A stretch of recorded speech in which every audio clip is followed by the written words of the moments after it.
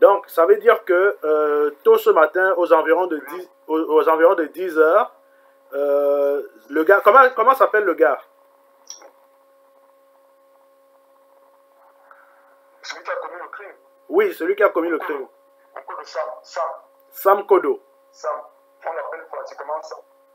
Donc, c'est un nom de Sam, je ne sais pas si c'est son sobriquet, quelque chose comme ça. Je ne oui. sais pas si c'est son prénom. Bon, c'était Ngwa Kodo, quelque chose comme ça. Il était basketteur. Et pour, est-ce que vous avez une raison pour laquelle est-ce qu'il a commis ce crime-là? Pourquoi il a bastonné sa femme ce matin? Est-ce que vous avez une raison? Il paraît. Non.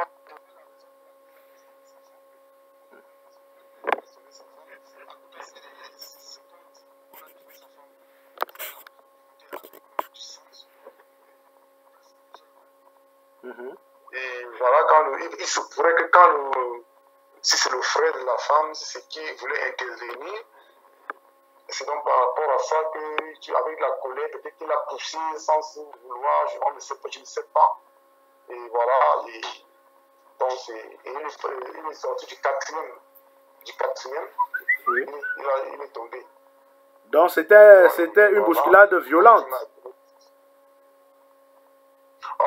Si on peut dire ça, parce que bon là, on ne sait vraiment pas. Il va quitter du quatrième pour chuter. On ne sait pas comment ça s'est passé pour que je n'étais pas sur les lieux quand il le faisait. Je suis arrivé bien après. Donc c'est. Et l'enfant est sorti du quatrième. L'enfant est sorti comment? Oui, je t'écoute. C'est à partir du quatrième qu'il a été propulsé. C'est à partir du quatrième. Oui. Et l'enfant, vous avez parlé d'un enfant tout à l'heure. C'est quel enfant? C'est son enfant avec son épouse ou bien c'est quel enfant? Aux dernières nouvelles, on m'a fait comprendre que cet enfant était l'enfant à la cousine de sa femme. Que l'enfant qu'il avait eu avec cette fille était passé. Elle n'a pas pu avoir un enfant. Donc l'enfant était passé, quoi. Comme on peut dire qu'elle avait fait une fausse couche. Mais que cet enfant, ça c'est l'information que j'ai eue, oui. Que cet enfant est l'enfant à la cousine de sa copine, de sa femme, quoi. Oui. Donc voilà. Et voilà, c'est cette nouvelle que j'ai pu avoir. Et voilà. Et avec cet enfant. Et donc le monsieur il est parti avec cet enfant-là. Oui. Et actuellement, oui. Et actuellement, est-ce que vous avez une idée de l'endroit où les autorités marocaines ont amené le corps? S'ils ont amené le corps, je ne peux pas te donner une idée exacte, mais je sais que il y a un Sénégalais qui a reconnu le gars qui est décédé. Oui. Qui a reconnu le gars qui est mort. Et on l'a amené au niveau de la préfecture de police de Aïnchok. Oui. Pour l'entendre. D'accord. Donc c'est les dernières nouvelles aussi que j'ai pour l'entendre. Et là, comme il ne pouvait pas aller tout seul, on a dépêché une autre personne pour partir avec lui. Et j'attends le retour de cette personne pour me donner des informations plus adéquates. Ok.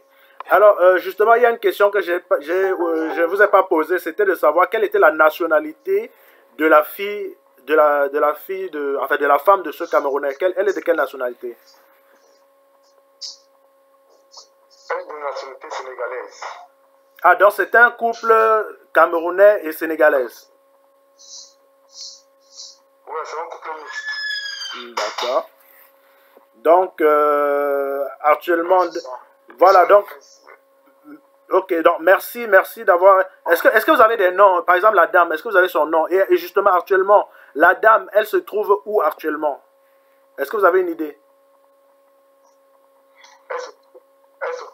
Il se pourrait qu'elle se trouve à l'hôpital qui est vers Marie, quelque chose comme ça. Je n'ai pas pu toutes les renseignements. D'accord. Mais est-ce que nous pourrons avoir plus d'informations d'ici demain? Bon, la connexion nous fait défaut. Voilà, chers amis auditeurs, c'était, n'est-ce pas, comme ça, le témoignage de Monsieur Gérard, le coach, qui est ici à Casablanca et qui était proche, n'est-ce pas, de ce couple-là. Donc, nous vous reviendrons bientôt avec plus d'informations. À bientôt.